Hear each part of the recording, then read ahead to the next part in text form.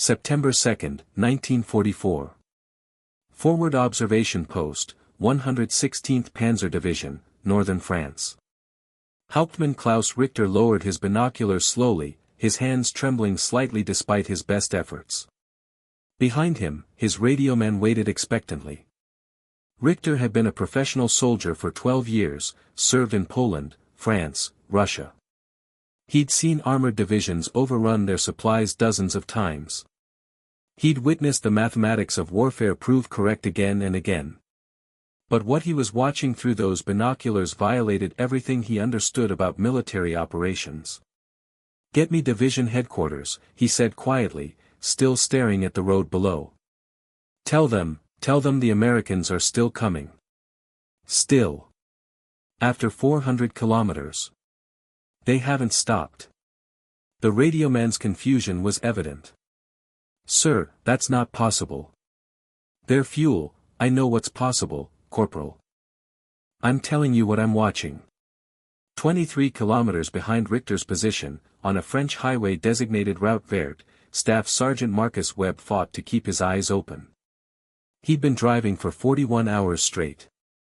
The Benzedrine had stopped working 6 hours ago. Now he was running on something else. Pride, maybe.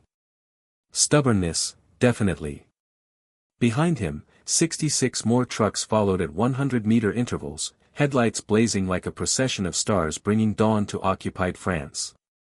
Webb's GMC CCKW 2.5-ton truck, nicknamed Detroit Thunder, in hand-painted letters across the hood, carried 7 tons of 105mm artillery shells. Patton's guns were 340 kilometers ahead. They'd be firing those shells in 14 hours. The Germans who'd calculated American failure had made one critical error. They'd calculated based on German logistics. They hadn't calculated Marcus Webb. 8 days earlier. August 25, 1944. Wehrmacht High Command, Berlin. General der Panzertruppen Otto von Manschufel stood before a wall-sized map of France, studying the colored pins marking American positions with growing satisfaction. His chief of staff, Oberst Friedrich Schultz, reviewed the latest intelligence summary aloud. Third Army forward elements are now 380 kilometers from the Normandy beaches. Their advance has averaged 42 kilometers daily for 9 consecutive days. At current consumption rates, von Manschufel interrupted with a slight smile. They've reached their culminating point. Basic military science. An armored division requires 1,000 tons of supplies daily. Patton commands 12 divisions. The mathematics are inescapable. Schultz nodded. Our intelligence estimates they'll halt within 48 to 72 hours. Their trucks are overextended. Their fuel dumps are empty. Their supply lines are broken, von Manschufel finished. Just like ours were at Moscow. Just like everyone's supply lines break when they advance too fast. The Americans are about to learn what we learned in Russia: tanks run on fuel, not courage. And fuel must be transported. The general turned from the map. Send word to Field Marshal Model. Tell him to prepare counterattack plans for the same line. The Americans will be stationary targets within a week. We'll have time to regroup, perhaps hold until winter. This war isn't over. Outside von Manschufel's office, history was already proving him wrong. At that exact moment, 5,958 GMC trucks were rolling eastward in the largest logistics operation in military history. The Red Ball Express had been operating for 18 hours. In that time, it had moved 18,750 tons of supplies over 686 kilometers. The Germans had no idea it existed. August 19, 1944. Motor Transport Service Headquarters, Valognes, France. Lieutenant Colonel Laurent Ayres faced a room full of exhausted logistics officers, each representing a different transportation company. The mathematics were stark and unforgiving. Ayres had been calculating supply rates for 30 hours straight. Every scenario ended the same way: Patton's advance stops in 1 week unless something changed dramatically. Gentlemen, Ayres began, his voice rough from cigarettes and exhaustion, traditional supply methods are failing. Railway transport, destroyed by German retreat. Scheduled convoys, too slow. Depot-to-depot distribution, too many stops. We're going to try something unprecedented. He unrolled a map showing a single red line from Cherbourg to Chartres. We're creating a one-way highway system. Every available truck runs this route 20 hours out of every 24. No stopping except for fuel and mechanical failure. No blackout, we run with headlights at night. 35 miles per hour average speed. 5-minute convoy intervals. We're calling it the Red Ball Express. The silence in the room was profound. Captain James Morrison finally spoke. Sir, that violates every doctrine we have. No concealment. No rest periods. Mechanical failure rates will be catastrophic. It's impossible to sustain. Ayres met his eyes steadily. Then we'd better figure out how to make the impossible sustainable. Because if we don't, Patton halts. If Patton halts, the Germans regroup. If they regroup, this war lasts another year. Gentlemen, we're going to keep those tanks rolling if we have to burn out every truck in France to do it. In the back of the room, Sergeant First Class Isaiah Tompkins, 3916th Quartermaster Truck Company, allowed himself a small smile. They wanted impossible. His drivers had been doing impossible since they'd joined a segregated army. This would just be one more thing white folks thought black soldiers couldn't do. They'd prove them wrong. Again. August 26, 1944. Red Ball Route, Kilometer 47. Private First Class Booker Washington Jr., no relation to the famous educator, but his father had admired the name, pulled his truck into the designated fuel stop right on schedule. The mobile fueling station, itself an innovation created 72 hours ago, had him topped off in 8 minutes. He was rolling again before the German artillery observers 12 kilometers away could calculate firing solutions. Washington's truck carried medical supplies, plasma, bandages, morphine, sulfa powder. He'd been driving for 16 hours. His next scheduled rest stop was in 4 hours. He'd probably skip it. Behind him, Private James Lincoln checked his mirrors obsessively. His load was different, 6 tons of tank ammunition. If he hit a rough bump wrong, they'd hear the explosion in Paris. He'd been driving carefully, but not slowly. The Red Ball Express had one unbreakable rule: maintain 35 miles per hour or get off the road. Sergeant Webb, further ahead, had already established himself as a legend among the drivers. Word spread fast on the Red Ball. Webb had been driving since hour 1 of operations. He'd completed 4 round trips when the official requirement was 3. His truck had a permanently warm engine and tires that would need replacing in another 1,000 miles. It was built for 30,000. He didn't care. At kilometer 89, German artillery finally bracketed the route. 3 shells landed, 1 directly on the road. The convoy didn't stop. Drivers accelerated past the crater, swerving onto the shoulder if necessary. 1 truck hit the edge and blew a tire. The driver wrestled it off the road into a field. A mobile maintenance unit would reach it within an hour. The convoy rolled on. The Germans fired another salvo. They hit 2 trucks. The convoys kept coming. The German artillery battery commander finally stopped firing. He was wasting ammunition on a target that didn't care if he hit it. That night, he would write in his journal, "The Americans don't hide. They don't fear us. They simply keep moving. This is not the war we trained for." August 28, 1944. 21st Panzer Division Command Post. General der Panzertruppen Edgar Feuchtinger had been a soldier for 25 years. He'd commanded tanks across Europe. He'd studied Clausewitz, Moltke, Guderian. He understood combined arms warfare, logistics, and the operational art of warfare. So when his intelligence officer showed him the reconnaissance photographs, he initially refused to believe them. This can't be accurate. You're telling me there are continuous vehicle columns stretching 20 kilometers? Without spacing? With headlights at night? His intelligence officer, Major Hans Speidel, nodded grimly. I didn't believe it either.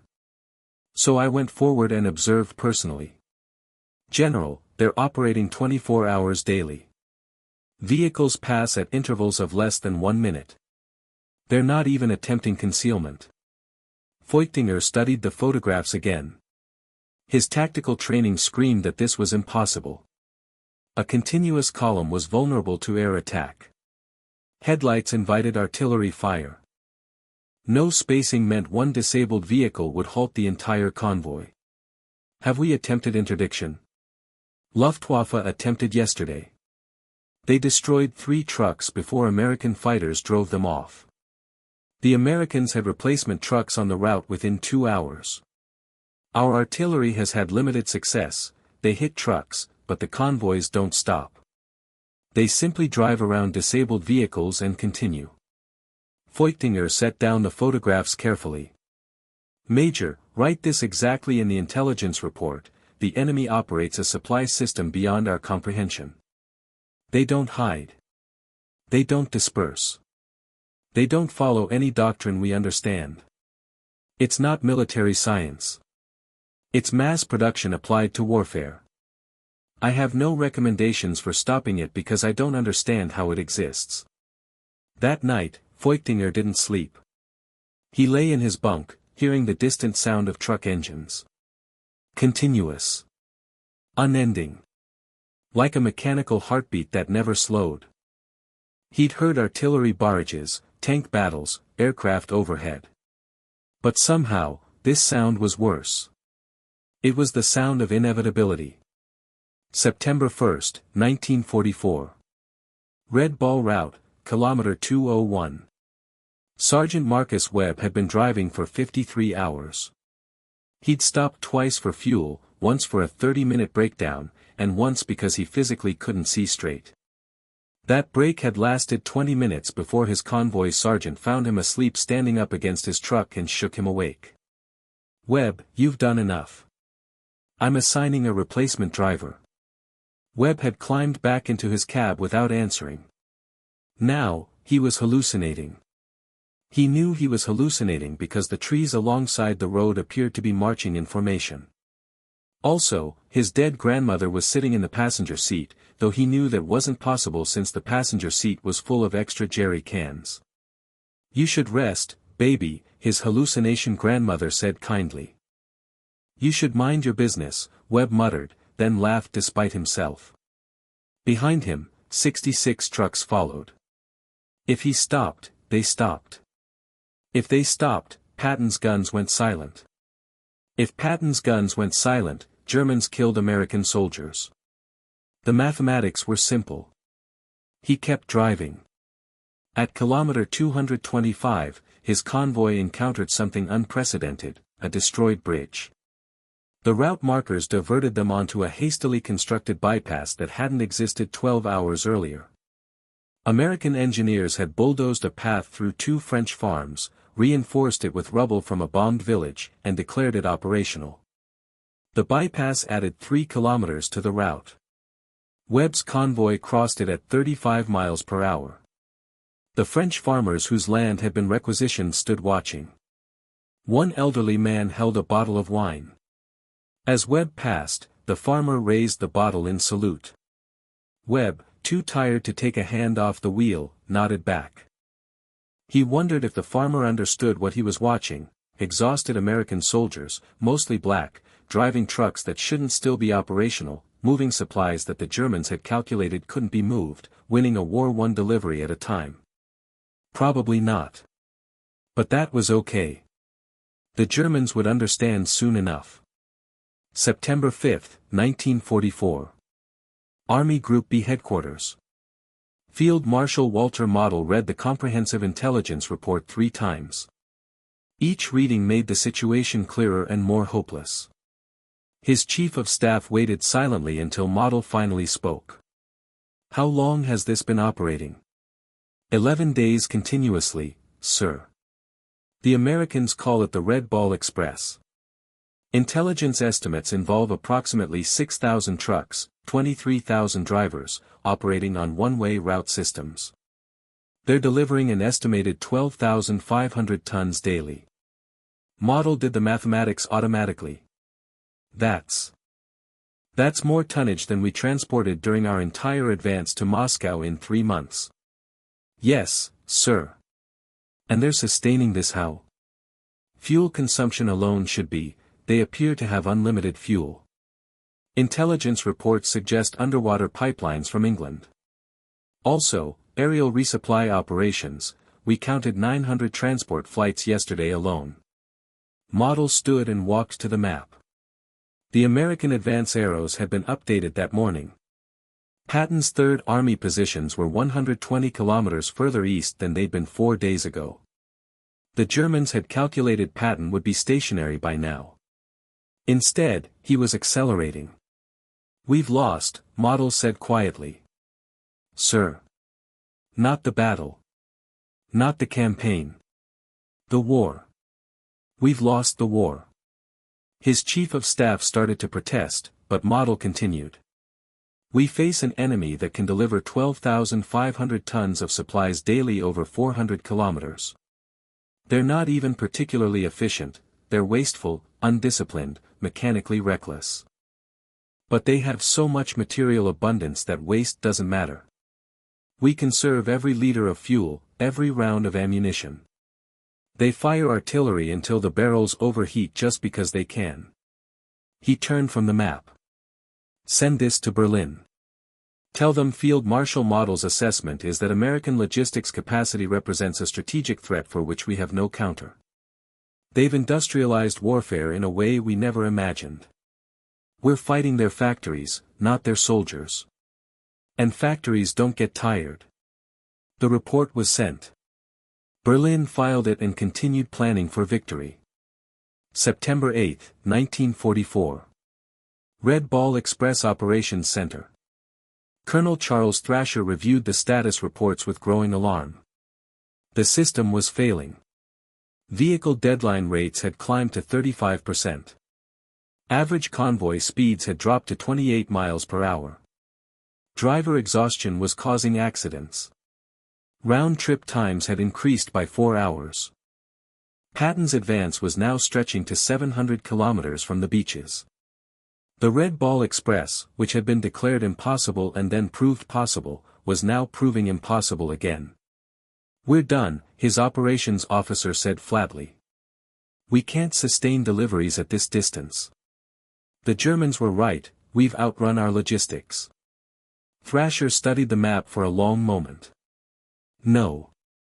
We're going to reorganize. Create intermediate transfer points here, here, and here. Drivers make 350-kilometer runs instead of 700. We'll double shift at the transfer points, 15-minute changeovers maximum. Increase assigned vehicles from 6,000 to 7,000. Implement mandatory 4-hour rest periods with no exceptions. Sir, that'll take days to coordinate, then we'll do it in 48 hours. Get me every company commander on the network. We're not stopping. They did it in 36 hours. On September 12, tonnage delivery increased by 15% over the previous week. The crisis that should have ended the Red Ball Express instead made it stronger. In Berlin, German intelligence officers read the reports and stopped making predictions about when American logistics would fail. The Americans apparently didn't understand the word. September 15, 1944. 116th Panzer Division. Hauptmann Richter had spent 3 weeks watching American trucks. He'd become something of an expert on the Red Ball Express, though not by choice. His division was in full retreat, falling back toward the German border. And every night, he could hear them. Endless engines. Unceasing supply. He'd stopped filing reports because nobody believed them anyway. That night, his position was finally overrun, not by tanks, but by American infantry so well supplied they'd given away rations to French civilians. Richter was captured while attempting to destroy his unit's radio equipment. The American infantry sergeant who took his surrender spoke German, and Richter, exhausted beyond caring, asked him a question. "The trucks. How do you keep them moving?" The sergeant smiled. "We've got more trucks than you've got soldiers, Captain. That's how." Richter was silent for a moment, then, "We prepared for your tanks. Your aircraft. Your ships. We never prepared for your trucks. How do you defeat an enemy who has more trucks than you have soldiers?" The sergeant didn't answer. He didn't need to. They both knew there was no answer. That night, in a POW holding area, Richter met other captured German officers. They talked about many things, but everyone eventually mentioned the trucks. The sound of them. The sight of them. The endless stream of American logistics that proved German military science obsolete. An older Oberst, captured 3 days earlier, summarized it: "We invented blitzkrieg. Lightning war. But we never solved its fundamental problem, supply. The Americans solved it through excess we deemed impossible. They don't have a supply line. They have a supply river. And we drowned in it." September 20, 1944. Red Ball Route. Sergeant Marcus Webb finally accepted relief after 82 hours of continuous operation. He climbed down from his truck and promptly collapsed. The medic who examined him diagnosed exhaustion, malnutrition, and dehydration. Webb was sent to a rest area for 72 hours mandatory recovery. He was back driving in 48 hours. His truck, Detroit Thunder, had logged 8,000 miles in 26 days. Normal trucks took 3 years to reach 8,000 miles. The engine was scheduled for replacement. The tires were beyond specification. The suspension was failing. The brakes were nearly worn through. Webb drove it anyway. There was a war to win. Around him, 22,999 other drivers were doing the same thing. Private Booker Washington, Jr. had driven through a burning truck ahead of him, literally through the smoke and flames, to deliver medical supplies to a field hospital. His paint was scorched. He didn't care. Corporal James Lincoln had driven with a broken arm after an accident, because his load of tank ammunition was desperately needed. He'd finally allowed medical treatment after delivery. 4 hours later, he was driving again, cast and all. Staff Sergeant Isaiah Tompkins had organized an unofficial competition among the 3,916th Quartermaster Truck Company, most deliveries in 1 week. The winner got nothing except recognition. They competed anyway. These men were African American soldiers in a segregated army, serving a country that denied them basic civil rights. They fought in the only way they were allowed, by driving trucks. And they were winning. More decisively than any tank battle, more completely than any aerial bombardment, they were destroying the German army through sheer logistical excellence. Hitler's racial theories said they were inferior. Every mile they drove proved him wrong. Every ton they delivered was a defeat for Nazi ideology. They understood this. They drove harder. October 1944. Wehrmacht officer POW camp, England. General der Infanterie Friedrich Schultz was required to provide historical testimony about German operations for Allied intelligence. When asked about turning points in the campaign, his answer surprised the interrogators. The Red Ball Express. That's when we knew. Not D-Day.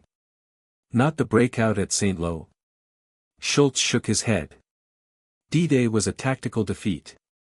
St. Lo was an operational setback. The Red Ball Express was a strategic revelation. It proved you had industrialized warfare beyond our capacity to compete. You weren't just better supplied, you operated on completely different principles. He leaned forward. Gentlemen, I was trained that logistics is careful planning, precise calculation, conservation of resources. You taught me that logistics is overwhelming abundance, decentralization, and acceptable waste. You destroyed more trucks through mechanical failure in 1 week than our entire army possessed. And you didn't care. You just replaced them. You built a temporary civilization, thousands of men, thousands of vehicles, millions of tons of supplies, that existed only to feed your armies. Then you dissolved it when you didn't need it anymore. We build infrastructure over years.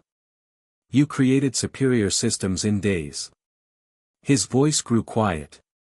We couldn't defeat that. We had better tanks initially. Better tactical doctrine. More experienced soldiers. But you had trucks. Endless trucks. Driven by men we'd been told were inferior but who proved more capable than our best. The interrogation officer asked one final question: when did you personally realize Germany would lose? Schultz smiled sadly. The night I heard the trucks and understood they would never stop. November 16, 1944. Final Red Ball Express convoy. The official operation ended after 82 days. Railway lines had been restored sufficiently to reduce truck transport requirements. The greatest logistics operation in history dissolved as quickly as it had formed. Final statistics: 412,193 tons delivered. 222 million ton miles. 23,000 drivers. 5,958 vehicles average, 7,000 peak. 300 drivers killed. 5,000 vehicles destroyed or abandoned. War shortened, estimated 180 days. Marcus Webb drove the last truck in the last convoy. It seemed appropriate somehow. His Detroit Thunder had survived 82 days, though barely. The engine sounded like a coffee grinder. The transmission slipped in second gear. The steering pulled left constantly. He delivered 142 tons of supplies personally, driven 42,000 miles in less than 3 months, and spent more hours behind the wheel than sleeping.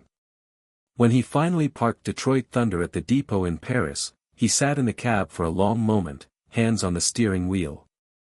"We did it," he said quietly to the truck. "They said we couldn't. We did." He climbed down, grabbed his duffel bag, and walked away. 3 months later, Detroit Thunder's engine block cracked. It was declared unreparable and scrapped. It had given everything it had. Marcus Webb would later found a trucking company in Detroit. He'd name it Thunder Transport.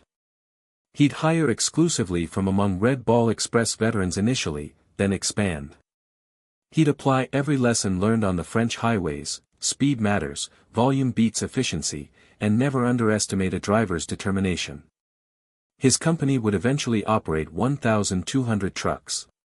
He'd tell anyone who asked that the Red Ball Express taught him everything he needed to know about logistics.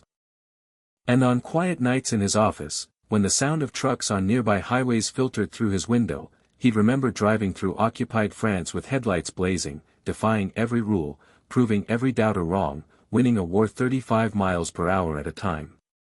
May 1945. German surrender. Among the German officers who signed surrender documents was Field Marshal von Rundstedt. An American major asked him casually what had most surprised him about American forces. Von Rundstedt's answer: "Your trucks. Specifically, the operation you called the Red Ball Express. When we understood what you had created, we knew we'd lost. You had militarized your entire society's industrial capacity. We were fighting your factories, not your soldiers. There's no defense against that." General Patton wrote in his memoirs, "The truck drivers of the Red Ball Express deserve as much credit for victory as any combat unit. Without them, Third Army doesn't move. Without movement, we don't win." History must record this truth: 23,000 drivers, mostly African American, mostly forgotten, won the war as surely as any rifleman. History eventually did record it. In 1994, the United States Postal Service issued a commemorative stamp. The dedication ceremony included aging veterans, most in their 70s. Marcus Webb attended. So did Booker Washington Jr. and James Lincoln and Isaiah Tompkins. They stood together as they'd driven together 50 years earlier, proudly, quietly, having nothing to prove because they'd already proved everything that mattered. The trucks were long gone, scrapped or worn out, sacrificed to victory. But what they'd accomplished remained. They had revolutionized warfare. Proven that logistics determines strategy. Demonstrated that support troops can be as decisive as combat units. Showed that American industrial democracy could defeat totalitarian efficiency. And they'd done it while segregated, discriminated against, underestimated. The Red Ball Express ended 82 days after it began. But its impact echoed through history.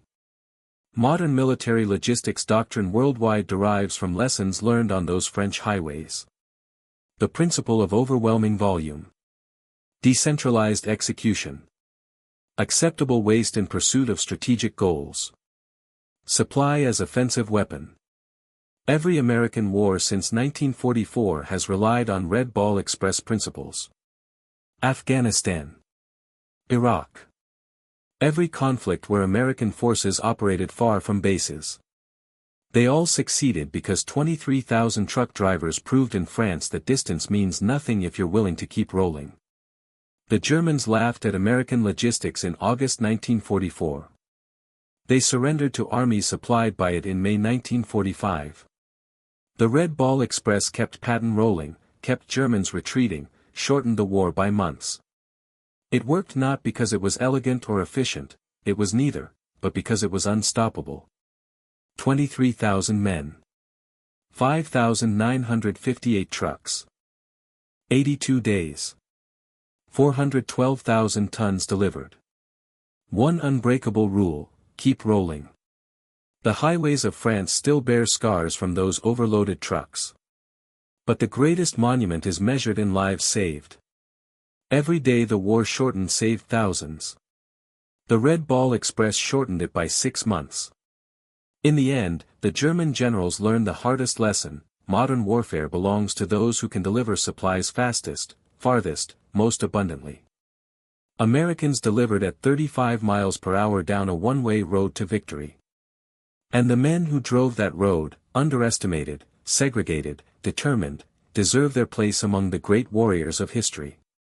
Not for kills or captures, but for deliveries made, miles driven, impossible accomplished. The Red Ball Express proved logistics is strategy. Supply is offense. Trucks matter more than tanks. The Germans stopped laughing when they understood this. But by then, Patton was already at their gates. Supplied by the greatest logistics operation in military history. Driven by heroes history almost forgot. Almost.